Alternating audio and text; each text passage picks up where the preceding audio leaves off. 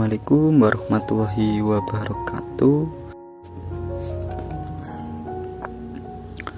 Pelajaran selanjutnya yang bisa kita ambil dari kebijaksanaan para faqih atau ahli-ahli fikih dalam mazhab Imam Abu Hanifah. Di situ ada hikmah yang harus kita cari di situ, yaitu tentang bagaimana sih beliau dalam menentukan atau menetapkan hukum, dasar-dasar menetapkan hukum fikih di situ. Nah, kalau kita tahu sejarahnya beliau, maka kita akan menjumpai cara-cara beliau dalam menetapkan suatu hukum. Nah, beliau ini kan kalau dalam dunia fikih itu biasanya dikenal lebih kuat di ro'yu, makanya sering disebut ahlu ro'i.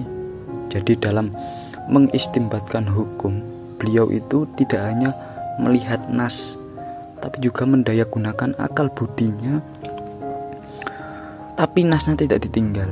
Hingga suatu ketika ada masyarakat yang mengkritik beliau tentang ro'yu tadi, dan Imam Abu Hanifah itu menjawab dengan kalimat seperti ini: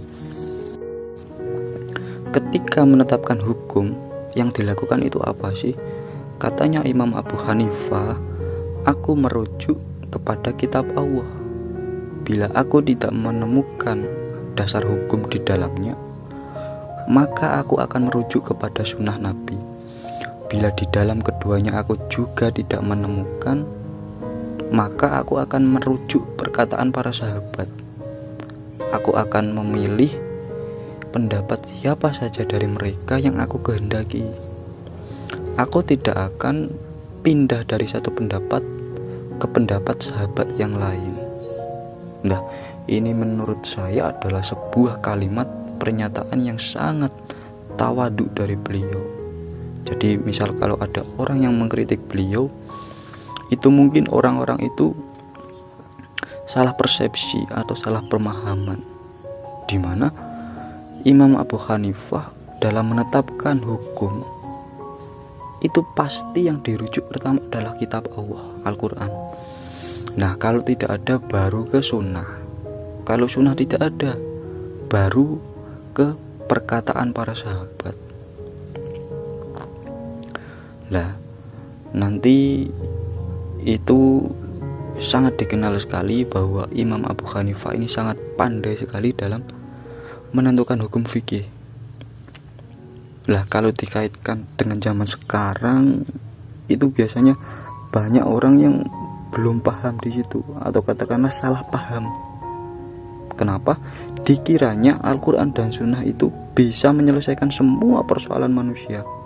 Padahal seiring berkembangnya zaman dan waktu, fenomena-fenomena serta persoalan hidup manusia itu terus bermunculan dan tidak ada habisnya. Mungkin terkadang di Al-Quran dan Sunnah itu sifatnya umum. Jadi jangan salah paham di sini. Ketika mungkin ada hukum fikih yang kok itu terkesan aneh, itu mungkin hanya persoalan perbedaan budaya pada orang zaman dulu dan zaman sekarang. Jadi dalam menentukan hukum fikih itu tidak sembarangan. Pertama yang dilihat pasti Al-Quran, tapi kalau tidak ada ya meloncat ke sunnah Nabi.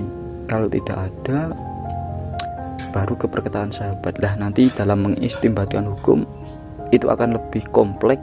Di Imam Abu Hanifah dijelaskan nanti. Jadi kalau memang benar-benar tidak ada dalam Al-Quran, di Sunnah juga tidak ada, bahkan dalam pendapat para sahabat juga tidak ada, maka katanya Imam Abu Hanifah itu boleh beristihad dengan syarat-syarat tertentu. Jadi perlu kita tahu, dalam semua hukum fikih pasti yang pertama dibuat rujukan adalah Al-Quran dan Sunnah. Semua imam mazhab pun juga begitu.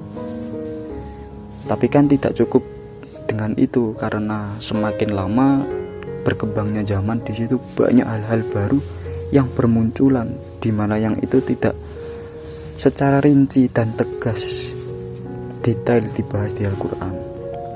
Jadi Imam Abu Hanifah ini dalam ilmu fikihnya beliau tergolong mujtahid mustaqil, karena beliau mampu merumuskan kaidah-kaidah untuk mengistinbatkan hukum dan nanti diikuti oleh orang banyak.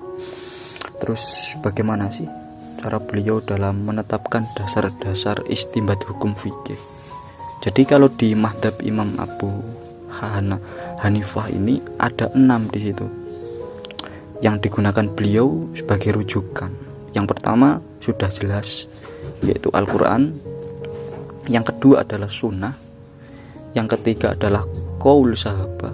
Qaul sahabah ini adalah pendapat dari para sahabat. Terus yang keempat itu ada kias, dimana arti umumnya itu menghukumi sesuatu yang dengan hukum lain yang mirip-mirip. Terus yang kelima itu ada istihsan, yaitu mencari yang baik. Yang keenam ada urf. Dalam mazhab Imam Abu Hanifah ketika menetapkan hukum fikih, di situ ada yang unik, yaitu ada istilah yang namanya istihsan dan urf, di mana pengertian istihsan itu adalah meninggalkan satu hukum yang sudah ditetapkan, kemudian pindah ke hukum yang lain dengan dalil syarak tertentu dengan pertimbangan kemaslahatan umat, manfaat untuk umat. Jadi singkatnya itu pindah dari satu hukum ke hukum yang lain karena melihat ada maslahatnya. Nah, dulu itu ada suatu cerita ketika Khalifah Umar bin Khattab itu tidak memotong tangannya pencuri. Jadi di zaman Umar ada pencuri yang seharusnya hukumannya adalah dipotong tangannya, tetapi Khalifah Umar ini dengan kecerdasannya beliau memutuskan satu kasus pencurian dengan tidak potong tangan.